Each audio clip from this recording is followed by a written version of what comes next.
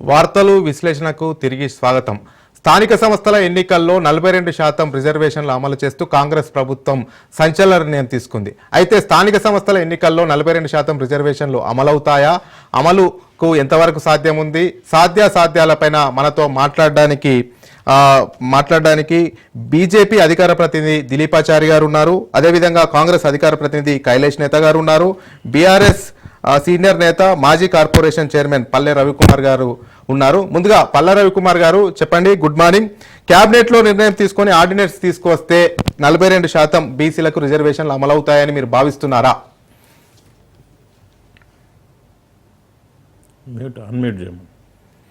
Mute లో ఉన్నారు, మీరు అన్మ్యూట్ చేసుకోండి పల్లె రవి గారు. ఓకే, వినిపిస్తుందండి, చెప్పండి. ఇప్పుడు ముందుగా మీకు ప్రాగ్ న్యూస్ వీక్షకులకి, మిత్రులు కాంగ్రెస్ నాయకులు ప్రతినిధి ఉన్న కైలాస్ నేత గారికి, చారి గారికి, మిగతా ఉన్నటువంటి మిత్రులందరికీ నమస్కారం అండి. ఇది నిన్న బీసీలకు స్థానిక సంస్థల్లో రిజర్వేషన్ల అమలు అని ఆర్డినెన్స్ అని నిన్న కేబినెట్ నిర్ణయం తీసుకుని ఆర్డినెన్స్ తీసుకురావాలని చెప్పేసి అది నిర్ణయం జరిగింది. ఇది నిజంగా కూడా ఏంటంటే రెండు విషయాలు దీంట్లో. ఒకటి అసెంబ్లీని అగౌరవపరచటము, ఒకటి రెండు బీసీలని మోసం చేయటం, కొత్త రూపంలో వంచటం. ఎందుకు అంటే అప్పటికే ఆల్రెడీ అసెంబ్లీలో దీనికి సంబంధించి 42% రిజర్వేషన్ల పెంపుదలకు సంబంధించి తీర్మానం చేసి చట్టం చేసి కేంద్ర ప్రభుత్వ ఆమోదం కోసం, రాష్ట్రపతి ఆమోదం, అది 9th షెడ్యూల్లో చేర్చాలి, దానికోసం పంపిండు. అంటే అసెంబ్లీ ఒకసారి తీర్మానం చేసిన తర్వాత, అదే సమయంలో బిల్ పాస్ చేసిన తర్వాత దాన్ని చట్టబద్ధత కల్పించుకునేటువంటి ప్రయత్నాలు చేయకుండా మళ్ళీ అసెంబ్లీని ప్రోరోగ్ చేసి సేమ్ అదే అంశం మీద ఆర్డినెన్స్ తీసుకురావటం అనేది ఎట్లా, అసలు ఏంది అసెంబ్లీని అవమానించడము కాకపోతే ఒకటి. మళ్ళీ ఇవాళ బీసీలని ఎంత మోసం అంటే, అరే నిన్నటి వరకు అయిపోయింది అసెంబ్లీలో చట్టబద్ధత చేయడం తోటి, ఇంకా 42% రిజర్వేషన్లు అయిపోయినాయి అని చెప్పేసి నమ్మించే ప్రయత్నం చేసింది. ఇవాళ ఆర్డినెన్స్ మళ్ళీ కొత్త ఆర్డినెన్స్ తీసుకొచ్చి ఆర్డినెన్స్ ద్వారా జీవో ఇచ్చి, జీవో తోటి 42% రిజర్వేషన్లు అమలు చేస్తామన్నటువంటి ఒక ప్రయత్నం అని ఇవాళ మళ్ళీ ఏదో చేస్తున్నారు. అంటే ఇది న్యాయ వివాదాలకు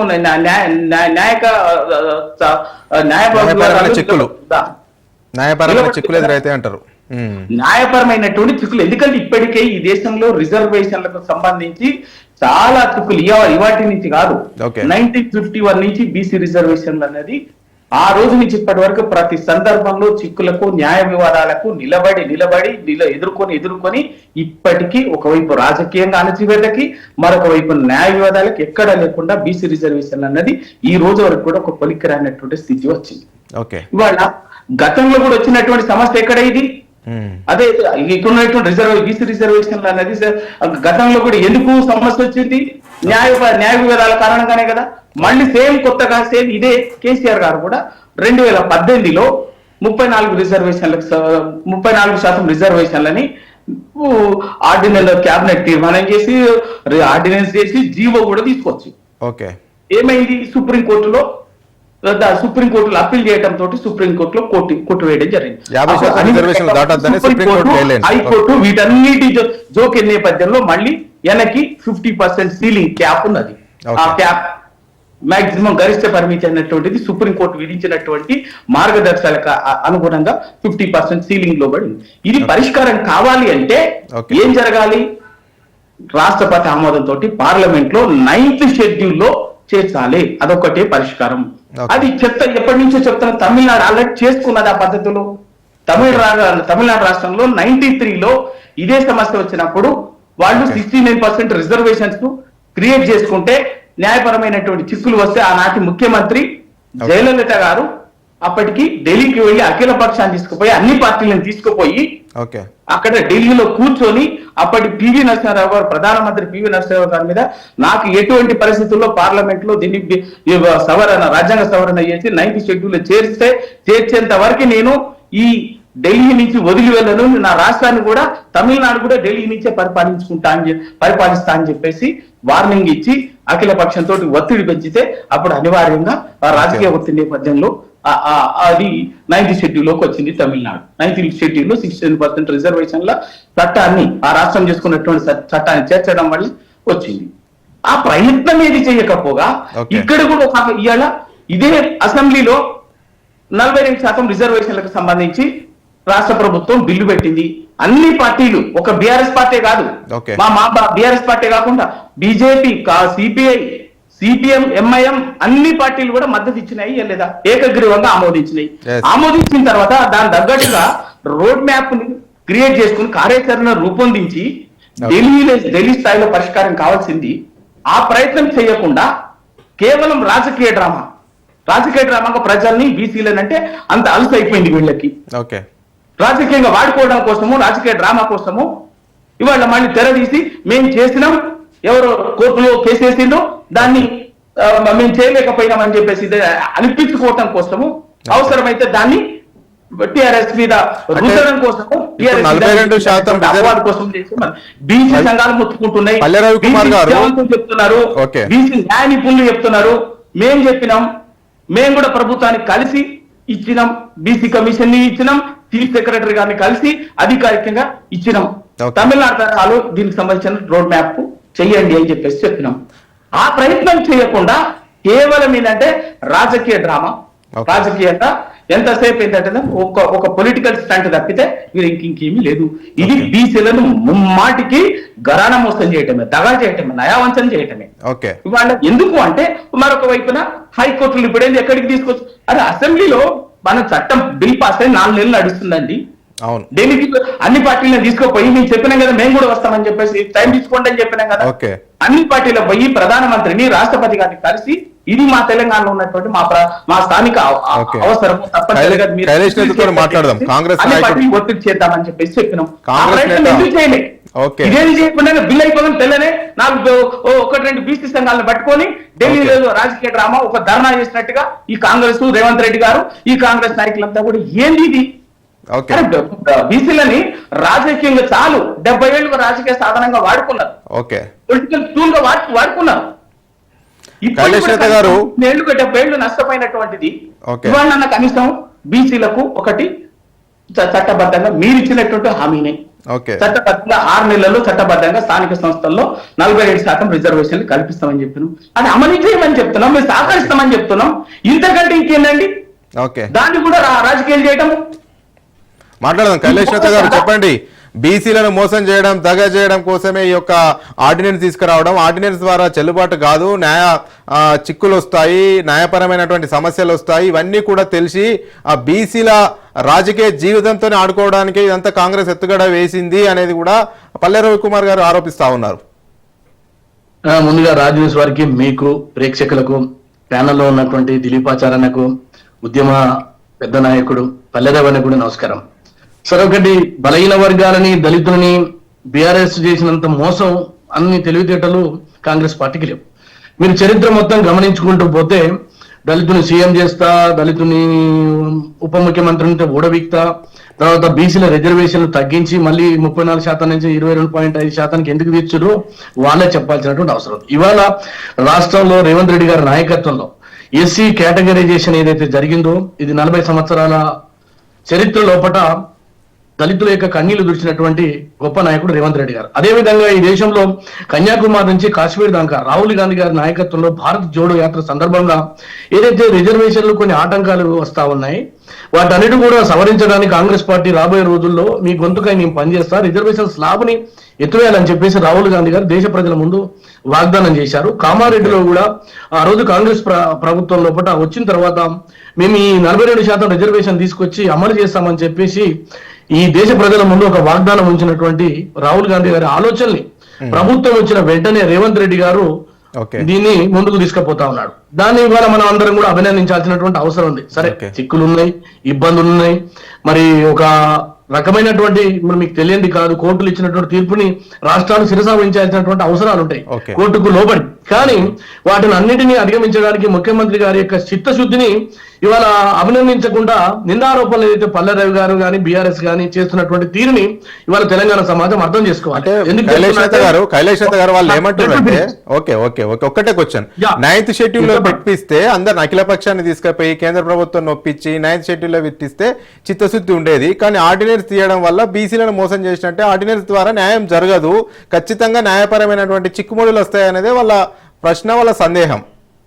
మీరు ఒకటి గమనించాలి, 42% చట్టబద్ధంగా న్యాయబద్ధంగా ఇటువంటి ఆటంకాలు ఎదురు కాకుండా ఒక dedication commission supreme court guide lines చేసి ప్లానింగ్ కమిషన్ ఆధారంగా 1,25,000 మందితోటి రాష్ట్రంలో సమగ్రమైనటువంటి ఏదైతే గణన చేసిన తర్వాత ఇక్కడ చట్టం చేసి చట్టాన్ని కేంద్రానికి పంపించినాం.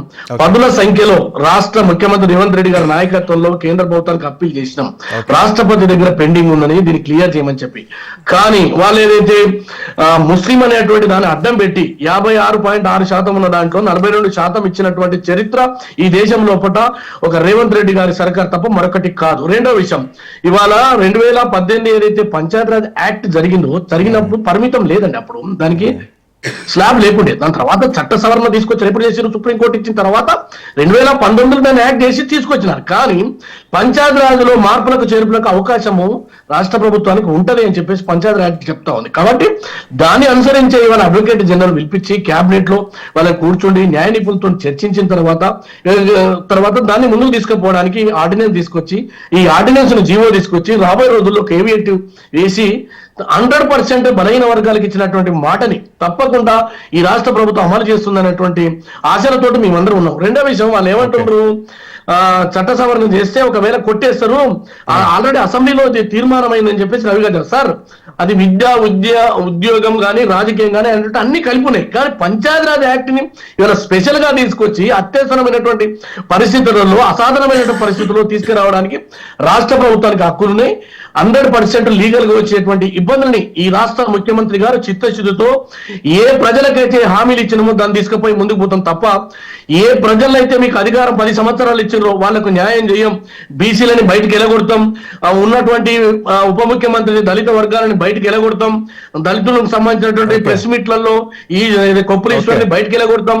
ఈ చరిత్ర కలిగినటువంటి మీరు నుంచి మేము పాఠాలు నేర్చుకోవాల్సిన అవసరం లేదు. కాబట్టి బీఆర్ఎస్ పార్టీ ఎస్సీ ఎస్టీ బీసీలకు వ్యతిరేకమైన పార్టీ, దొరల పార్టీ. కానీ ఈ దేశంలో 27% ఐఐఎం లో గానీ ఐఐటిలో గానీ ఓబీసీల రిజర్వేషన్ అమలు చేసినటువంటి ఘన చరిత్ర మాది. ఎస్సీ ఎస్టీలకు సంబంధించిన రిజర్వేషన్ అమలు చేసిన చరిత్ర కాంగ్రెస్ పార్టీది. అదేవిధంగా ఈ రాష్ట్రం లోపల బలహీన వర్గాలకు 100% ఏదైతే ప్రజల ముందు వాగ్దానం చేసిన రాహుల్ గాంధీ గారి మాటలు నిలిపిన చరిత్ర కలిగినటువంటి నాయకుడు రేవంత్ రెడ్డి గారు, దయచేసి ఇవాళ మనం రాజకీయాలకు అతీతంగా ముఖ్యమంత్రి గారి ఆలోచనని రాష్ట్ర ప్రభుత్వాన్ని అభినందించమని కోరుకుంటున్నా. చాయ్ వాలా అని చెప్పేసి అనేక సందర్భాల్లో నేను బలహీన వర్గాల బిడ్డని నేను పరిపాలిస్తుంటే అగ్రకులాలతో కూడినటువంటి కాంగ్రెస్ పార్టీ వ్యతిరేకిస్తుందని చెప్పినారే, ఏదైతే నరేంద్ర మోడీ గారు కానీ భారతీయ జనతా పార్టీని కోరుతున్నా. తమిళనాడు రాష్ట్రంలో ఏ రకంగానైతే 69% రిజర్వేషన్ 9th షెడ్యూల్ లో చేర్చినారో మరి మేము ఇచ్చినటువంటి దాన్ని కూడా చేర్చి ఈ రాష్ట్రానికి న్యాయం చేయమని కోరుతున్నా. అడగతనీయదు, మళ్ళీ తిరిగి రాష్ట్ర ప్రభుత్వం మీద నిందారోపణలు చేస్తాం. బలహీన వర్గాల ఆత్మ బంధువుగా రేవంత్ రెడ్డి గారి చరిత్రలో నిలిచిపోతున్నారండి. ఓకే, దిలీపాచారి గారు చెప్పండి, 9th షెడ్యూల్లో చేర్చే బాధ్యత కేంద్ర ప్రభుత్వం చేర్చాలి అంటున్నారు. ఇప్పుడు ఈ ఆర్డినెన్స్ తీసుకొస్తున్నారు 42%. ఆర్డినెన్స్ తోని చిక్కుముడులు ఏమి ఎదురుగావా? సజావుగానే స్థానిక సంస్థల ఎన్నికలు జరుగుతాయని మీరు భావిస్తున్నారా? కేంద్ర ప్రభుత్వము దీన్ని ఎట్లా పరిశీలిస్తుంది? బీజేపీ పార్టీ ఏ రకంగా చూస్తా ఉంది? శుభం భూయాత్. ఓకే, మంచి జరగాలని కోరుకుంటున్నాం. ఒక ప్రయత్నం అయితే ప్రారంభమైందని చెప్పి ఆ ప్రయత్నాన్ని మేము స్వాగతిస్తున్నాం. ఓకే, అది మేమే చెప్పినాం. ఓకే, మీరు 9th షెడ్యూల్లో చేర్చాలని చెప్పి ఏదైతే చిలక పలుకులు పలుకుతున్నారో అది మీరు చేసిన తీర్మానంలో లేదు. For your kind information, Telangana సమాజానికి కూడా తెలియాల్సిన అవసరం ఉన్నది. రీసెంట్ గా మీరు అసెంబ్లీలో ఏదైతే తీర్మానం చేసి రాష్ట్రపతికి పంపినరో గవర్నర్ ద్వారా, దాంట్లో 9th షెడ్యూల్లో చేర్చాలే అని చెప్పి మీరు రికమెండ్ చేయలేదు దాంట్లో. అవునా? చాలా ఆశ్చర్యకరమైన విషయం. నైన్త్ షెడ్యూల్ అదే చెప్తా ఉన్నా. తీర్మానం కాపీ తీర్మానం తెప్పించుకోండి రాజిరెడ్డి గారు. విచిత్రమైన విషయం ఏంటంటే తెలంగాణ సమాజాన్ని కాంగ్రెస్ పార్టీ ఎప్పుడు కూడా ఒక రకంగా వారు చిన్న చూపు చూస్తారా, లేదనుకుంటే మోసం చేస్తే అమాయకులు అని చెప్పి గడిచిపోతుందని అనుకుంటారా, ఏమనుకుంటారో మాకు సంబంధం లేదు. కానీ మీరు చెప్పిన అంశాలలో బయటికి ఒకటి మాట్లాడుతున్నారు, లోపల ఒకటి చేస్తా ఉన్నారు. మీరు కులగణన సర్వే చేసినప్పుడు కూడా సర్వే అది సర్వేనే, కులగణన కాదు, కుల సర్వే, కుల గణన కాదు అది. కుల సర్వే చేసినప్పుడు కూడా వాళ్ళు ఏం చేసినారు, సర్వే చేసుకుంటూ పోతా ఉన్నారు.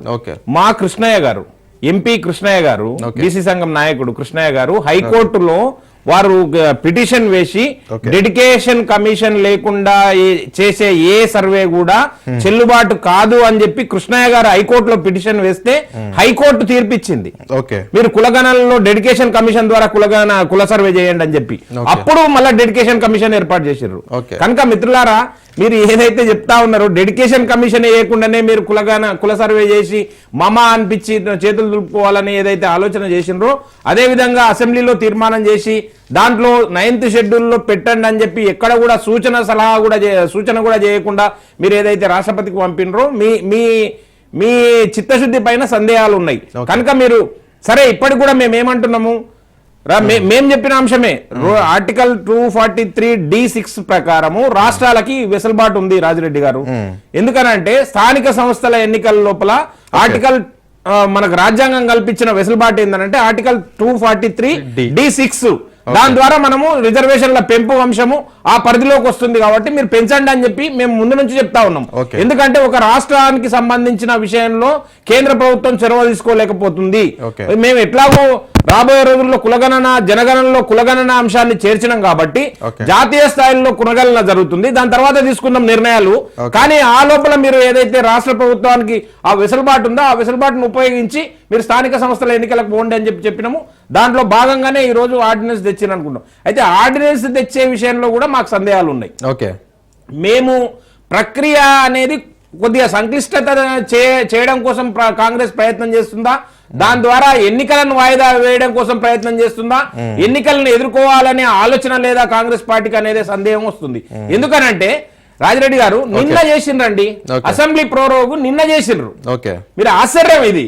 ఇప్పుడు అసెంబ్లీ జరుగుతుంది, ఇప్పుడు వర్షాకాల సమావేశాలు ఎట్లాగూ జరగాల్సిందే జూలైలో. మీరు అసెంబ్లీలో చట్టం చేయొచ్చు, ఆర్డినెన్స్ చేసినా మళ్ళీ చట్టం చేయాల్సిందే 6 నెలల లోపల. మీరు ఈ రోజు ఆర్డినెన్స్ తెచ్చినా గానీ 6 నెలల లోపల మళ్ళా అసెంబ్లీలో చట్టం చేయాల్సిందే, లేదనుకుంటే దీనికి చట్టబద్ధత ఉండదు. కనుక ఇప్పుడు మీకుండే వెసులుబాటును ఉపయోగించుకోకుండా మీరు ఆర్డినెన్స్ తెచ్చిండ్రు అని అంటేనే మాకు సందేహం ఏర్పడుతుంది. అయినా మేము ఆ ప్రక్రియ కొనసాగాలని కోరుకుంటున్నాం, మనస్ఫూర్తిగా కోరుకుంటున్నాము. ఎందుకంటే బీసీలకి న్యాయం జరగాలనే అంశంలో భారతీయ జనతా పార్టీ ముందు వరుసలో ఉంది. మీరు ఎన్ని చెప్పినా ఏం చెప్పినా అబొండాలు ఎవరి మీద, ఎదుటి వ్యక్తుల మీద వేసి తప్పించుకోవడం కోసం ప్రయత్నం చేసినా కైలాస్ నేత లాంటి వారు నరేంద్ర మోడీ గారి లాంటి నేత పైన కూడా అబాండాలు మోపుతా ఉన్నారు కదా. మీ చిత్తశుద్ధి గురించే మాకు అనుమానాలు ఉన్నాయి. మేము ఈ ప్రక్రియను స్వాగతిస్తున్నాము. భారతీయ జనతా పార్టీ రాబోయే స్థానిక సంస్థల ఎన్నికల లోపల 42% రిజర్వేషన్ల ద్వారా ఎన్నికలు జరగాలని చెప్పి మనస్ఫూర్తిగా కోరుకుంటుంది. మీరేదైతే ఆర్డినెన్స్ తెచ్చిండ్రో సరే, మేము అప్పటికి కూడా చెప్తా ఉన్నాం, మీకు అవకాశం ఉన్నా ఆ వెసులుబాటును ఉపయోగించుకోకుండా నిన్నటికి నిన్న ప్రొరోగ్ చేసి అసెంబ్లీని మీరు ఈ రోజు ఆర్డినెన్స్ తెచ్చారు కదా, దాని ద్వారానైనా చిత్తశుద్ధి నిరూపించుకోండి. ఎట్టి పరిస్థితుల్లో మళ్ళా మీరే కోర్టు అక్కడ సందేహాలు అక్కర్లేదు.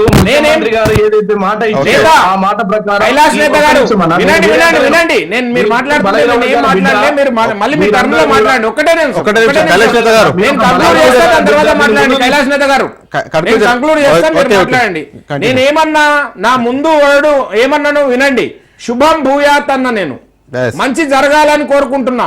మీరేదైతే ప్రక్రియ మొదలు పెట్టినరో అది నిర్విఘ్నంగా కొనసాగాలని చెప్పి మనస్ఫూర్తిగా భారతీయ జనతా పార్టీ కోరుకుంటుంది. మాకు శశబిషలు లేవు. మీ చిత్తశుద్ధి పైననే మాకు సందేహాలు ఉన్నాయి. కనుక కాంగ్రెస్ పార్టీ చరిత్ర అటువంటిది. ఎందుకంటే మేము మళ్ళా చెప్పాల్సిన అవసరం లేదు. ఇంతకుముందు చెప్పినా కదా మేము కారణాలు, ఏదైతే కారణాలు ఉన్నావో ఆ కారణాలన్నింటినీ తప్పించుకొని ముందుకు పోవాలి. ఈ ప్రక్రియలో ఏవి కూడా అవాంతరాలు జరగకుండా స్థానిక సంస్థల ఎన్నికలు 42% రిజర్వేషన్ తో జరగాలని కోరుకుంటున్నాము. ఆ ప్రక్రియ ముందుకు తీసుకెళ్లాలని మిమ్మల్ని కూడా కోరుకుంటున్నాం. ఓకే, పల్లె రవికుమార్ గారు చెప్పండి, ఇప్పటి వరకు 9th షెడ్యూల్ అంటున్నారు. అసలు తీర్మానంలో 9th షెడ్యూల్ అనేది లేదు అనేది కూడా ఇప్పుడు సంచలన కామెంట్ చేస్తున్నాడు మన దిలీపాచారి గారు. అసలు 9th షెడ్యూల్లో పెట్టాలి అనేది కూడా రాష్ట్రపతికి కేంద్ర ప్రభుత్వానికి పంపించిన దానిలో లేదంట, తీర్మానంలో కూడా అంత పొందుపరచలేదని అంటున్నారు. మీరు మాట్లాడిన తర్వాత మళ్ళీ కైలాష్ నేత గారు దీని మీద వివరణ ఇస్తారు. ఇప్పుడు రాజిరెడ్డి గారు, ఇప్పుడు మిత్రుడు దిలీపాచారి గారు మాట్లాడిన దాంట్లో కూడా నేను కాదంటలేను. ఎందుకు అంటే ఇక్కడ కాంగ్రెస్ పార్టీకి రాజకీయంగా ప్రయోజనం పొందాలి అన్నటువంటి యావత్ తప్ప బీసీలకు మేలు చేయాలి, నిలబెట్టాలి అన్నటువంటి ఉద్దేశం లేదు. అడుగడుగున కులగన్న నుంచి కానీ కామారెడ్డి డిక్లరేషన్ అమలు చేయమన్నప్పటి నుంచి కూడా ప్రతి స్టేజ్ లో కూడా ముందు బీసీ రెగ్యులర్ కమిషన్ కి వేసిండ్రు. రెగ్యులర్ కమిషన్ ద్వారా కులగన్న చేస్తామని చెప్పేసి చెప్పిండ్రు. ఇది కులగన్న కాదు, ఎందుకంటే దాంట్లో జీవోలోనే స్పెషల్ పర్ బీసీ ఎన్యూమరేషన్ అని చెప్పేసి బీసీ ఎన్యూమరేషన్ చేయడానికి కూడా రాష్ట్ర ప్రభుత్వాలకు అధికారం లేదు. సోషియో ఎకనామిక్ సర్వే చేసి అంతే. మళ్ళీ అది కూడా ఏం చేసిండ్రు, డెడికేటెడ్ కమిషన్ అని అంతకుముందు ట్రిపుల్ టెస్ట్, ఇవన్నీ చాలా వివాదాలు ఉన్నాయండి. ఇవాళ కాదు, చాలా సమస్యల కారణంగానే ట్రిపుల్ టెస్ట్ ఉండాలి, అప్పుడే నిలబడుతుంది రిజర్వేషన్ అని. దానికి బీసీ డెడికేటెడ్ కమిషన్ వేయాలని అన్నది చాలా స్పష్టంగా సుప్రీంకోర్టు అనేక సందర్భాల్లో అనేక కేసులలో ఇచ్చినటువంటి తీర్పు. అది కూడా వేయకుండా బీసీ రెగ్యులర్ కమిషన్ వేసిండ్రు. వేసిన తర్వాత మేము అందరం ఒక పార్టీగా కాదు, ఇవాళ బీసీ సంఘాలుగా, బీసీ ఉద్యమకారుల, బీసీ వర్గాల నుంచి అందరం కూడా పదే చెప్తున్నా కూడా వినకుండా రెగ్యులర్ బీసీ కమిషన్ కి అది అటాచ్ చేసిరు. అది కాదు అని చెప్పేసి ఇప్పుడు మిత్రుడు దిలీపాచారి చెప్పినట్టుగా ఆర్ కృష్ణయ్య గారు, దాసోజు శ్రవణ్ గారు, ఇంకా ఇంకొకరిద్దరు మిత్రులు కేసు హైకోర్టులో వేసిన నేపథ్యంలో హైకోర్టు డైరెక్షన్ మేరకి డెడికేటెడ్ కమిషన్ వేసిండ్రు. సిన్సియర్ గా వేయలే, హైకోర్టు ఆదేశించింది మీరు ఈ విధంగా చేయడానికి లేదు, డెడికేటెడ్ కమిషన్ బీసీ వేయాల్సిందే. రెగ్యులర్ కమిషన్ అనేది బీసీ రెగ్యులర్ కమిషన్ అది ఉన్నటువంటి రిజర్వేషన్లను కానీ వాళ్ళ విద్యా స్థితిగతులను సమీక్షించడానికి, ప్రభుత్వానికి సూచనలు సలహడానికి ఉన్నటువంటి కమిషన్ తప్ప దానికి టీఓఆర్ సెట్ గా ఉండదు, దానికి ఉన్నటువంటి దాని పరిధిలోకి రాదు ఇది అని చెప్పేసి హైకోర్టు చాలా స్పష్టంగా చెప్పింది. చెప్పి స్టేట్ గవర్నమెంట్ ఆదేశించిన తర్వాతనే డెడికేటెడ్ కమిషన్ వేసిండ్రు. ఆ డెడికేటెడ్ కమిషన్ కూడా ఎవరిని వేసిండ్రు, పూర్తి స్థాయిగా కనీసం ఒక స్టాఫ్ ఇవ్వలేదు, ఓ మెకానిజం ఇవ్వలేదు, కేవలం సింగిల్ మ్యాన్ డెడికేటెడ్ కమిషన్ వేసిండ్రు. అయినా కూడా దానికి కావాల్సిన మొత్తం కూడా ఏంటంటే మొత్తంగా దాన్ని చేసినటువంటిది ఏం చేసిందో జరిగిందో తెలుసు. బీసీలు 2000 ఏ లెక్కల ప్రకారంగా చూసినా కూడా తెలంగాణలో బీసీ జనాభా అనేది మైనస్. ముస్లిం కలిపి డ్రామాలు ఆడుతున్నారు వీళ్ళు. ముస్లిం అన్నది ఎప్పుడు కూడా బీసీల ప్రత్యేకంగా చూడలేదు. ముస్లిమేతర బీసీలని, హిందూ బీసీలని వర్గీకరణ చేసి కేవలం రాజకీయ లాభం కోసం బీసీల మధ్యన చిచ్చు పెట్టేటటువంటిది ఒక లేని ఉద్వేగాల్ని రెచ్చగొట్టడం కోసం చేసినటువంటి ఒక కొత్త డ్రామా ఇది. వాస్తవంగా ఇవాళ తెలంగాణలో ప్లెయిన్ గా బీసీల సంఖ్య 52% మించి ఉంటది, అనేక ఉన్నది. దాన్ని కూడా తగ్గించి 46 పరిమితం చేసిరు. మేము 56% చేసినామని చెప్పి 10% హిందూ ముస్లిం బీసీలను కలిపి 56% అని చెప్తారు. ఎంత మోసం అంటే బీసీల సంఖ్య తగ్గించారు. ఇవాళ అడుగున బిల్లు పెట్టిండ్రు. బిల్లు ఏ పార్టీ వ్యతిరేకించిందండి చెప్పండి? 42% రిజర్వేషన్లకు సంబంధించి అసెంబ్లీలో వీళ్ళు ప్రవేశపెట్టారు. ఏ పార్టీని వ్యతిరేకించిందా? టిఆర్ఎస్ వ్యతిరేకించిందా? బీజేపీ వ్యతిరేకించిందా? ఇంకెవరు కమ్యూనిస్టులు ఎవరు వ్యతిరేకించలే కదా. ఎవరు వ్యతిరేకించకుండా ఏకగ్రీవంగా ఆమోదించడానికి సిద్ధంగా ఉన్నటువంటి బిల్లుని చాలా టెక్నికల్ గా ఎందుకు మీరు ఆ బిల్లుని డ్రాఫ్ట్ రూపకల్పన చేయలేదు? ఇప్పుడు వాస్తవంగా నేను కూడా ఇప్పుడు దిలీపాచారి గారే కాకుండా నేను అంతకు ముందే డాక్టర్ లక్ష్మణ్ గారు కూడా ఒక దగ్గర ప్రస్తావించిండు. ఒక 4 రోజుల క్రితం ఎక్కడో సందర్భం వచ్చినప్పుడు మాట్లాడింది నేను చూశాను. ఏంటి ఇక్కడ ఇప్పుడు 9th షెడ్యూల్ చేర్చమని రికమెండ్ చేసినట్టుగా దాంట్లో ఉన్నట్టుగా లేదు. ఇదివరకే మనకు ఆల్రెడీ మోడల్ తమిళనాడు మోడల్ ఉందండి. కొత్తగా ప్రయోగం అయితేనే మేము న్యాయ విధాలు అడ్వకేట్ జనరల్ పిలిచినాము, వాళ్ళని పిలిచి వాళ్ళకి ఎక్కడ ఇష్టం ఉందండి? అడ్వకేట్ జనరల్ ఎవరండి? ఎడిషనల్ అడ్వకేట్ జనరల్ ఎవరండి? ముఖ్యమంత్రి ఎవరండి? ముఖ్యమంత్రి సలహాదారులు ఎవరండి? వీళ్ళెవరికి బీసీలు అంటే ప్రేమ లేదు. బీసీలకు రిజర్వేషన్లు రాజకీయంగా బీసీలను వాడుకోవాలనేటువంటిది తప్ప లేదు. ఎందుకంటే ఇవాళ ఈ దేశంలో మిత్రుడు ఇప్పుడు ఎందుకంటే అందరం అన్ని పార్టీలు పరిస్థితులే కావచ్చు, అన్ని పార్టీలు కూడా ఇవాళ బీసీ రిజర్వేషన్ 42%, స్థానిక సంస్థల్లో కానీ ఎడ్యుకేషన్ అండ్ అకాడమిక్ ఎంప్లాయ్మెంట్ లో కానీ 42% రిజర్వేషన్లు కల్పించడానికి అందరూ ఏకగ్రీవంగా ఆమోదించారు. అందరూ ఆమోదించిన తర్వాత సులువుగా దాన్ని వెళ్ళదీయాల్సినటువంటి వెళ్ళదీసుకొని దాని చట్టబద్ధత కల్పించాల్సినటువంటి ప్రయత్నం చేయకుండా రాజకీయంగా ఎందుకు దీన్ని ఇంత వివాదాల్లోకి నెట్టుతున్నారు? దీని వెనుకున్న ఉద్దేశం ఏంటి? రిజర్వేషన్ మీద నిజాయితీ లేదు కదా. రాజిరెడ్డి గారు ఒక మాట మాట్లాడింది అసలు, ఎందుకంటే నేను మళ్ళీ వెనక్కి పోవద్దని చెప్పేసి మాట్లాడలే, ఎందుకంటే రాజకీయాలు మళ్ళీ ఎక్కడికో పోతుంది. అసలు 34% రిజర్వేషన్లు ఎందుకు తగ్గాయండి? 22కి ఎందుకు వచ్చినాయి లోకల్ బాడీస్ లో? టీఆర్ఎస్ కేసీఆర్ ఏం మాట్లాడతారండి? అదే నిజమైతే ఒక కేసీఆర్ చేస్తుంటే బీసీ రిజర్వేషన్లు 22% తగ్గడానికి మరి ఆంధ్రప్రదేశ్ లో ఎందుకు తగ్గినాయండి? స్థానిక సంస్థల్లో ఇవాళ మిగిలిపోయిన ఆంధ్రప్రదేశ్ లో అక్కడ కూడా కేసీఆర్ చేసిందా? చెప్పండి రాజిరెడ్డి గారు.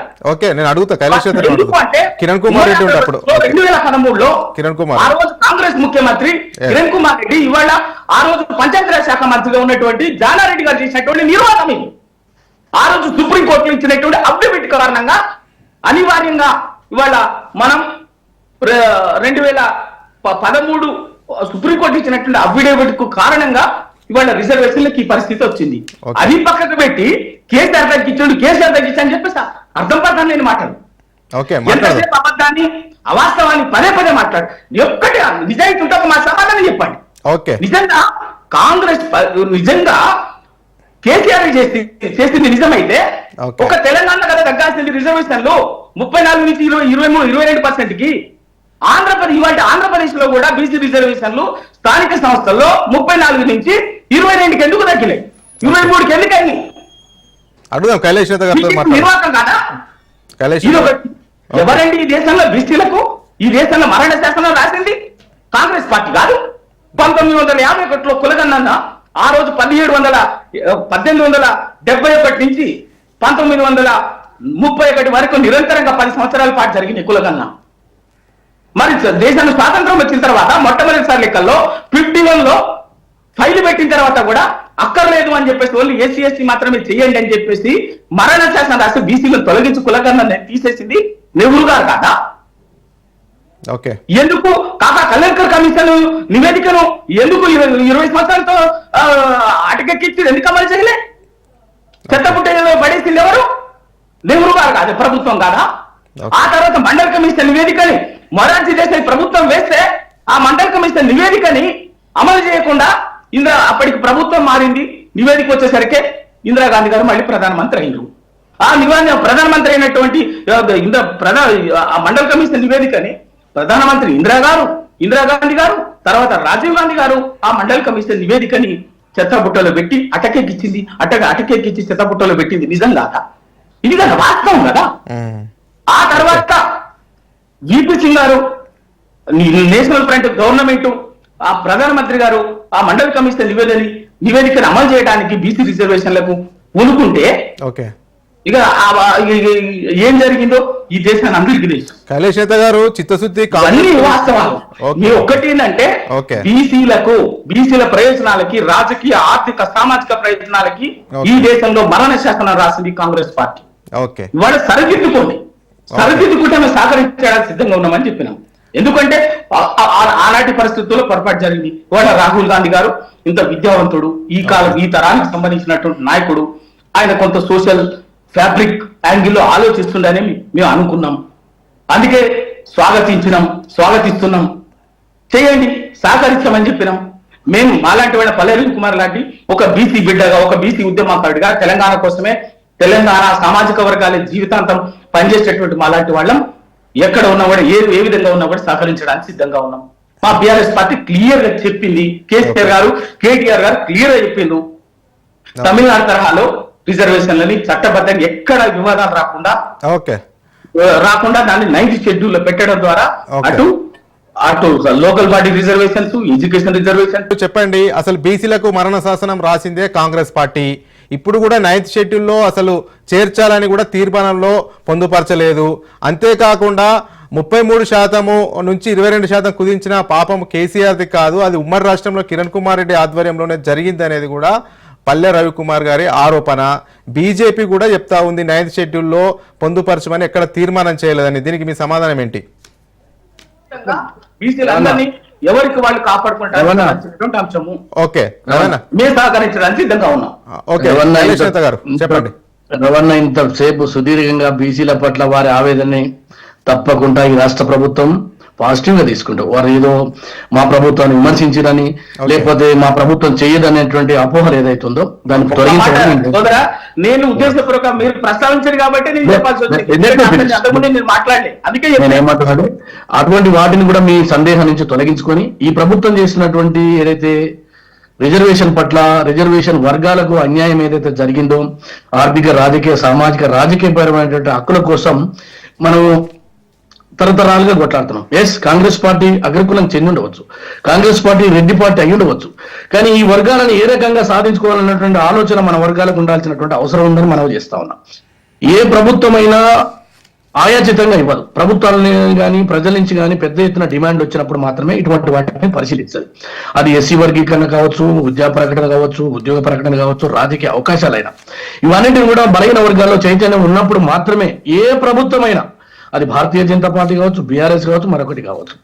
రెండో విషయం మాట్లాడుతూ ఉన్నారు, మా ముఖ్యమంత్రి గారికి చిత్తశుద్ధి లేదు, ఎట్టి పరిస్థితుల్లో ఇది కావాలని డ్రామా ఆడుతున్నారని. మీరు ఒక మాట మనవి చేస్తా ఉన్నా, బీఆర్ఎస్ పార్టీ అధ్యక్షులు అగ్రకులానికి చెందిన వాళ్ళే, భారతీయ జనతా పార్టీకి చెందిన వాళ్ళు అగ్రకులాలే, శాసనసభ్యులు ఎక్కువ శాతం ఉన్నది అగ్రకులాల వాళ్ళే, అక్కడ ఉన్నటువంటి బీజేపీలో ఉన్న వాళ్ళు ఎంపీలు, ఎమ్మెల్యేలు వాళ్ళు కూడా అగ్రకులాల వాళ్ళే. కానీ ప్రభుత్వం తీసుకునేటువంటి నిర్ణయాలని మనం అందరం కూడా దాన్ని ఆచితూచి అడిగే ఇవ్వాల్సినటువంటి అవసరం ఉంది. కానీ వీళ్ళు చెయ్యరు, వాళ్ళు చెయ్యరు. మన చరిత్ర పరిశీలించుకుంటే చాలా ఉన్నాయి. ఈ దేశంలో రిజర్వేషన్లు తీసుకురావడానికి కారణం కాంగ్రెస్ పార్టీ.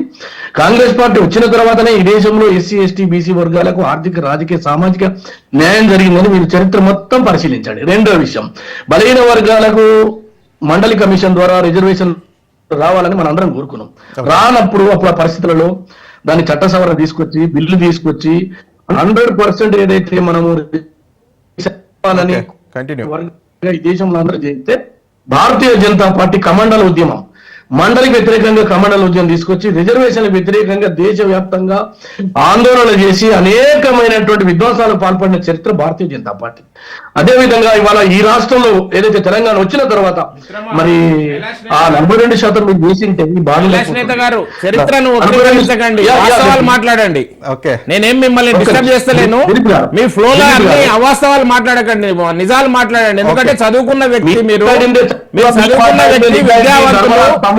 మేమేమంటున్నామనంటే మీరు కొద్దిగా వాస్తవాలకు దగ్గరగా మాట్లాడండి. నేనేం డిస్టర్బ్ చేయట్లేదు. వ్యతిరేకులు ఒక్క నిమిషం అండి, నాకు కొంచెం డిస్టర్బ్ అవుతుంది, ఒక్కటే నిమిషం లైన్ లో ఉండండి. 100% ఈ దేశంలో పడ్డ రిజర్వేషన్ వర్గాలని అవమానపరిచి, దళితులని, అణగారిన వర్గాలని, పేద వర్గాలని, అట్టడుగు వర్గాలని హింసించి బాధపెట్టి రిజర్వేషన్ వర్గాలని అత్యంత క్రూరంగా వ్యవహరించిందే కాంగ్రెస్ పార్టీ. కాదండి భారతీయ 100% కాంగ్రెస్ పార్టీ. ప్రతి సమస్యకు ఈ దేశంలో ప్రతి సమస్యకు మూల కారణం కాంగ్రెస్ పార్టీ. మీరు ఏం చెప్పినా విన్నా, నా తర్వాత మీరు దాన్ని ఆపోజ్ చేయండి. రైట్ ఉంది. ఈ దేశంలో అణగారి వర్గాలకు రిజర్వేషన్లు తీసుకొస్తే కుక్కలతోటి సింహాసనం మీద కూర్చున్నని మీ ఆనాటి ఆరుదైతే సింగ్ ఎవరైతే మంత్రి ఉన్నారో మాట్లాడారు. మాయావతి రాష్ట్రంలో ముఖ్యమంత్రి ఉంటే చెప్పులు కుట్టిన వాళ్ళు దేశాన్ని పరిపాలించినటువంటి మాట్లాడింది మీరు. కాబట్టి ఈ దేశంలో అడుగడుగున రిజర్వేషన్ వ్యతిరేక పోరాటం చేసిందే బీజేపీలో ఉన్న దేశంలో ఉన్నటువంటి ముఖ్యమంత్రులు మొత్తం రిజర్వేషన్ వ్యతిరేకంగా పోరాటం చేసిన వాళ్ళే. కమండల్ ఉద్యమంలో పాల్గొనే మొత్తం మీరే. ఈ దేశంలో అణగారిన వర్గాలకు రిజర్వేషన్ ఇవ్వడం ఇష్టం లేదు. ఆవు కూరతోటి మాంసం పేరుతోటి దాడులు చేసిందే భారతీయ జనతా పార్టీ. మీ చరిత్ర గురించి మేము తెలుసుకునేది ఏమి లేదు.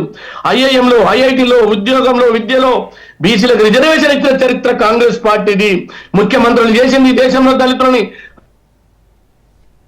టెక్నికల్ ఇష్యూ ఉన్నట్టుంది కైలాష్ నేత గారు. ఇప్పుడు రాజిరెడ్డి గారు చెప్పండి, అసలు బీసీలకు వ్యతిరేకంగా పోరాటం చేసిందే, రిజర్వేషన్లకు వ్యతిరేకంగా పోరాటం చేసిందే బీజేపీ అంటున్నారు. ఇప్పుడు ఏ స్థాయి దేశానికైనా లేదనుకుంటే ఒక వ్యవస్థకైనా ఒక చరిత్ర అనేది ఉంటది. ఆ చరిత్ర మనకు పాఠాలు నేర్పుతుంది. చరిత్రను మరుగున వరిచి లేదనుకుంటే చరిత్రను కప్పేసి మేము ఇప్పుడు అదేంది పులి మేకతోలు కప్పుకొని వచ్చినట్టు సామాన్యుల్లాగా లేదనుకుంటే మేము సాధుజీవుల్లాగా మాట్లాడితే ఎవ్వరు ఒప్పుకోరు. దేశం ఫస్ట్ ఆఫ్ ఆల్ మళ్ళా మాట్లాడింది, చాలా మాట్లాడుతున్నారు, చాలా విషయాలు మాట్లాడిండ్రు, అన్ని అబద్ధాలు మాట్లాడిండ్రు, అబద్ధాలు మాట్లాడిండ్రు. నేనేమంటున్నా, ఇప్పుడు ఇన్ని కబుర్లు చెప్తున్నారు కదా రాజిరెడ్డి గారు, నేను సూటిగా ఒక 2 ప్రశ్నలు అడుగుతా. ఈ దేశంలో 60 సంవత్సరాల తర్వాత ఆగండి, మీరు డిస్టర్బ్ అవుతా ఉన్నారు. ఉట్టిగా బుల్డోజ్ చేయడం కోసం ప్రయత్నం చేయకండి. కైలాష్ నేత గారు చెప్పండి సింగిల్ పాయింట్ చెప్పండి. ఇది టెక్నికల్ ఇష్యూ వచ్చింది, కంటిన్యూ చేయండి. ఏమైందో రిజర్వేషన్లు రాజకీయంగా గవర్నర్ గా ముఖ్యమంత్రిగా ఒక బిల్లు తీసుకురా. తీసుకొచ్చినవుగా ఈడబ్ల్యూసీ రిజర్వేషన్ మేఘాల మీద 6%, 7%, 9% ఉన్నటువంటి అగ్రకులాలకు తీసుకొచ్చినవే, బ్రాహ్మణులకు తీసుకొచ్చినవే, ఓసీలకు తీసుకొచ్చినవే. మరి ఈ దేశంలో 50% ఉన్నాం. ఆ రిజర్వేషన్ తీసుకురా, అది ఇదంతా ఎందుకు? మీరు అడిగినారు కాబట్టి నేను సూటిగా 2 విషయాలు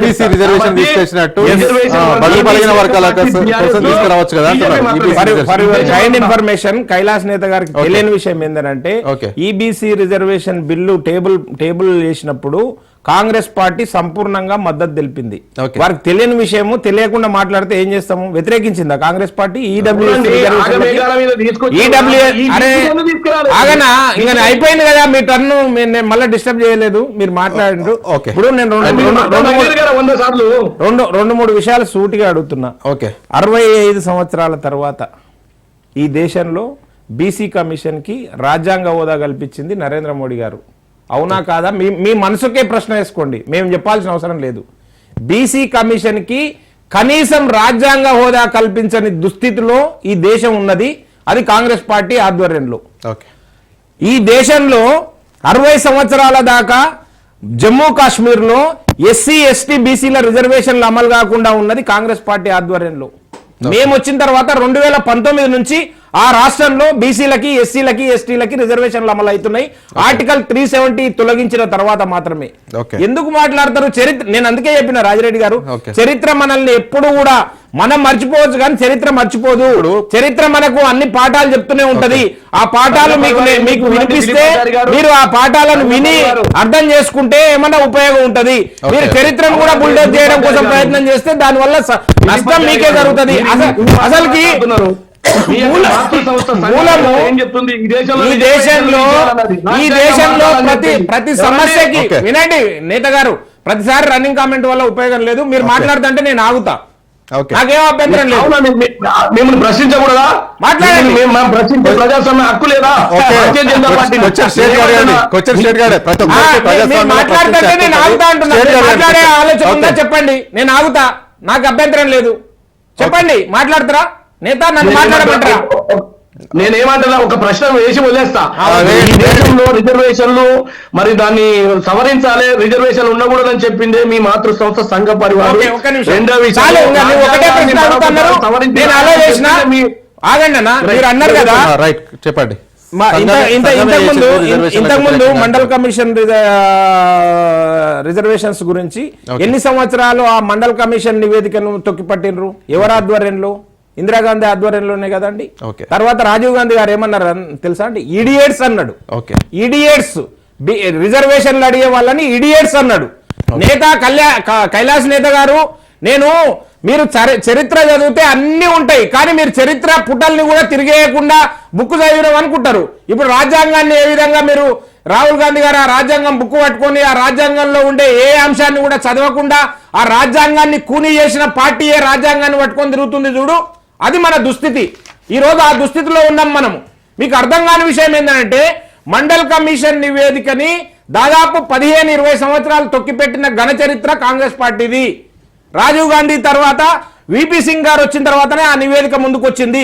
మీరు అంటున్నారు ఏదే మండల్ కి కమండల్ యాత్ర తీసుకొని వచ్చారు దేశంలో అని చెప్తా ఉన్నారు కదా, అది మండల్ కమిషన్ కు వ్యతిరేకంగా కాదు వచ్చింది, మన ఆత్మ గౌరవ ప్రతీక, మన రాముని అంశనే ప్రశ్నార్థకం చేసిన ప్రస్తుత పరిస్థితుల లోపల అది మన ఆత్మ గౌరవానికి ప్రతీక అయిన రామ మందిర నిర్మాణం కోసం చేపట్టిన ఒక బృహత్తరమైన కార్యక్రమం. దాంట్లో భారతదేశం మొత్తం మమేకమైన ఒక గొప్ప మలుపు తిప్పిన చరిత్ర అది. మీరు దాన్ని ఇంకొక దానికి ముడిపెట్టి మీరు దాన్ని అంత పెద్ద ఉద్యమాన్ని చిన్నగా చేయడం కోసం ప్రయత్నం చేయకండి.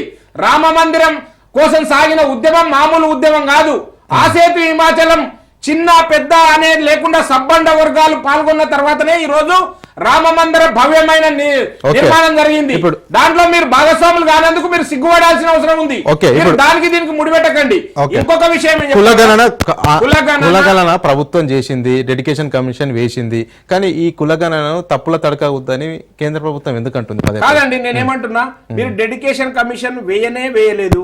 మేము ఆ బీసీ కమిషన్ ఇంతకుముందు పెద్దలు చెప్పినట్టు బీసీ కమిషన్ నాయకులు, బీసీ సంఘం నాయకులు కృష్ణయ్య గారు, వివిధ సంఘాల నాయకులు, సామాజిక కార్యకర్తలు చాలా మంది హైకోర్టుకు పోతే హైకోర్టు డైరెక్షన్ ద్వారా డెడికేషన్ కమిషన్ వేసారు. నేను ఇప్పటికి కూడా చెప్తా ఉన్నా, డెడికేషన్ కమిషన్ వచ్చిన రిపోర్టును మీరు ఇప్పటికైనా బయట పెట్టినరా, బహిర్గతం చేసినరా, ప్రజల ముందు ఉంచినరా, అది మీ చిత్తశుద్ధి. ఇంకొక విషయం, అసలు డెడికేషన్ కమిషన్ ఏర్పాటు ఎప్పుడైందండి? February 27th. నివేదిక ఎప్పుడు వచ్చిందండి? March 6th. అంటే 9 రోజుల కాలంలో డెడికేషన్ కమిషన్ రిపోర్టును తయారు చేసిర్రు. దాని మీద సందేహాలు ఉన్నాయి, అందుకనే మీరు ఆ నివేదికను బట్టబయలు చేస్తలేరు. ఆ నివేదిక గురించి కూడా ప్రశ్నార్థకం. అంతెందుకండి, మీరు చేసిన కుల సర్వే తప్పుల తడకగా ఉందని చెప్పి మేము కాదు కదా, కాంగ్రెస్ పార్టీలో ఉన్న నాయకులు కూడా అన్నారు కదా తప్పుల తడకగా ఉందని చెప్పి రాలేదా? కాంగ్రెస్ పార్టీలో ఉన్న వాళ్ళనే మెప్పియలేకపోయారు, రాష్ట్రాన్ని ఏడా మెప్పిస్తారు మీరు? రాష్ట్రంలో మీరు చేసిన కుల సర్వే తప్పుల తడకని మీరే చెప్పిండ్రు. ఎందుకు చెప్పిర్రు అంటే నేను చెప్తా ఉన్నా, చాలా మంది ఆ సర్వేలో పాల్గొనలేదని మీరే చెప్పిర్రు. పాల్గొనని వ్యక్తుల గురించి కూడా మీరు డేటా తీసుకున్నారు కదా, మరోసారి కూడా సర్వే చేస్తున్నారండి. మీరు ఇప్పటిదాకా డెడికేషన్ కమిషన్ రిపోర్ట్ ను బయట పెట్టలేదు, ఆ రిపోర్ట్ లో ఏమున్నాయని చెప్పలేదు. అంతకంటే విచిత్రమైన విషయాలను తీసుకొని వచ్చేమో ప్రజల ముందు ఉంచిర్రు. 56% బీసీలు అని చెప్పిర్రు.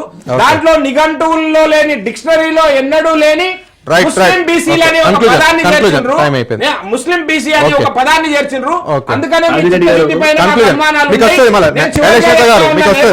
కైలాష్ నేత గారు నేను చివరికి ఇప్పటికి కూడా నేనేమి శంకిస్తలేను. సందేహాలను నివృత్తి చేసుకుంటూ ఈ ప్రక్రియ కొనసాగాలి, విజయవంతం కావాలి. 42% రిజర్వేషన్ ఆర్డినెన్స్ రూపంలో తెచ్చిన దాన్ని చట్టం చేయాలి, దాని ద్వారా స్థానిక సంస్థల ఎన్నికలు జరగాలని చెప్పి మనస్ఫూర్తిగా కోరుకుంటున్నాను. అవసరం అనుకుంటే మీకు చేతులు ఎత్తి దండం పెడుతున్నా. కాంగ్రెస్ పార్టీ చిత్తశుద్ధితో ఈ నిర్ణయాన్ని అమలు చేయాలని కోరుకుంటున్నా.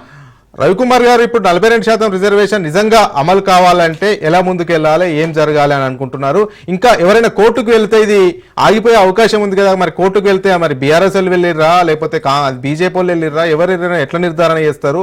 అసలు ఇది 42% అమలు కావాలంటే ఏం చేయాలా ముందుగా? రాజరెడ్డి గారు, మా సోదరులు ఇద్దరు, బీజేపీ సోదరుడు దిలీపాచారి గారు, మా కాంగ్రెస్ సోదరులు, మా బీసీ బిడ్డలు ఇద్దరు సామాజికంగా కోసం పనిచేసాడు కైలాస్ నేత. వీళ్ళు తెలివిగా మాటలు, ఎందుకంటే ఇవాళ సరే వాస్తవాలే కావచ్చు, కానీ వాళ్ళ సబ్జెక్టు వాస్తవంగా చాలా సీరియస్ విషయం ఏంటంటే ఆ వర్గాల నుంచి వచ్చినటువంటి వాళ్ళం, ఆ వర్గాల కోసం తల్లాడినటువంటి వాళ్ళం. కాబట్టి ఏదో ఒక రకంగా ఏ విధంగానైనా ఈ అంశాన్ని గట్టెక్కించుకోవాలన్నది మా ఆరాటం, మా తపన. సరే, రాజకీయాల కోసం మాట్లాడాలంటే నేను ఇంక అంతకంటే ఎక్కువ మాట్లాడితే ఎందుకంటే చరిత్ర ఇవన్నీ కూడా దయచేసి వాళ్ళ చేతులు జోడించి చెప్తున్నది ఏంటంటే రాజకీయాలకు అతీతంగా సరే రాజకీయ పార్టీలకు ఏ పార్టీ ప్రయోజనం ఆ పార్టీకి ఉంటది. నేను కూడా ఒక పార్టీ నాయకుడే, మీరు ఒక పార్టీ ప్రజలు అందరూ పార్టీ ప్రాతినిధ్యం ఇస్తున్నారు కాబట్టి ఉంటది.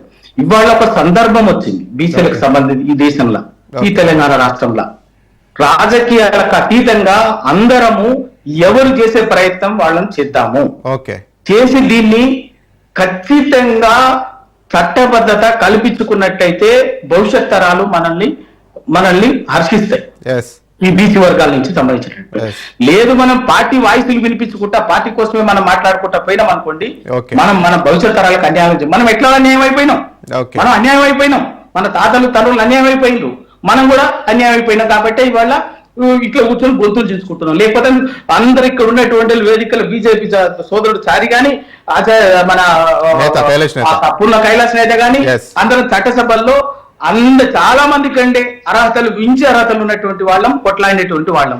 అవకాశం రాలేదు అంటే ఇంకా అక్కడనే తెలుసు ఇట్లా. కాబట్టి మన భవిష్యత్ తరాల కన్నా మనలాంటి పరిస్థితి రాకుండా ఉండొద్దు అంటే వాళ్ళ రాజకీయాలకు అతీతంగా ఈ రిజర్వేషన్ సందర్భం వచ్చింది. మనం గట్టెక్కించుకుని చట్టబద్ధంగా కల్పించుకున్నటువంటి పోరాటం చేద్దాం.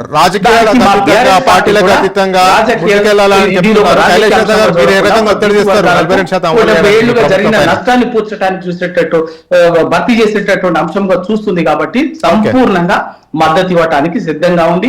మా వర్కింగ్ ప్రెసిడెంట్ కేటీఆర్ గారు కూడా అనేక సందర్భాల్లో చాలా స్పష్టంగా ప్రకటించారు. మమ్మల్ని తమిళనాడు కూడా పోయి స్టడీ చేసిరామని చెప్పిండు. మేము ఒక 30 మంది ఎమ్మెల్యేలు, మాజీ మంత్రులు, కార్పొరేషన్ చైర్మన్లు, ఎమ్మెల్సీలు, ఎంపీలు అందరం పోయి ఒక 30 మంది పోయి తమిళనాడులో ఎట్లా జరిగింది స్టడీ చేసి వచ్చి రాష్ట్ర ప్రభుత్వానికి కూడా అధికారికంగా మా శాసన మండలి ప్రధాన ప్రతిపక్ష నాయకుడు మధుసూదనాచారి గారి నాయకత్వంలో చీఫ్ సెక్రటరీ గారికి నివేదిక కూడా ఇచ్చినాం. ఎట్లా జరగాలి, అక్కడ ఎట్లా జరిగింది చేస్తే బాగుంటుందని ఎప్పుడో ఇచ్చినాం. దయచేసి నేను మిత్రుడు కైలాస్ గాని, అక్కడ ఉన్నటువంటి బీజేపీ మిత్రుడు దిలీప్ గారికి గాని నేను మనస్ఫూర్తిగా నేను వేడుకుంటున్నది ఏంటంటే రైట్ ఎవరం వాళ్ళ పార్టీ కోసం పనిచేస్తూనే ఈ విషయంలో రాజకీయ మన వంతుగా ఖచ్చితంగా ఏంటంటే ఎందుకంటే పార్టీలకు అతీతంగా రాజకీయాల అతీతంగా 42% రిజర్వేషన్ సాధించుకుందాం, బీసీల మందరం ఒకటైదాం అంటున్నారు. సమాధానం ఏంటి? ప్రభుత్వం పైన ఎట్లా ఒత్తిడి తెస్తారు? లోతుగా నిశ్చితంగా అధ్యయనం చేసినాము. ఎప్పటికైనా ఈ రిజర్వేషన్లు అనేది 9th షెడ్యూల్ లో చేరిస్తేనే చట్టబద్ధంగా నిలబడతాయి. చెప్పండి. రకరకాల సమస్యల కారణంగా న్యాయ కాబట్టి దయచేసి తక్షణమే మిత్రుడు కైలాస్ నేను చెప్పేది అంటే నేను కూడా చెప్పిన పార్టీలో కాంగ్రెస్ పార్టీలో ఉన్నటువంటి పెద్ద మనుషులు ఒకరిద్దరికి నేను కూడా చెప్పాను.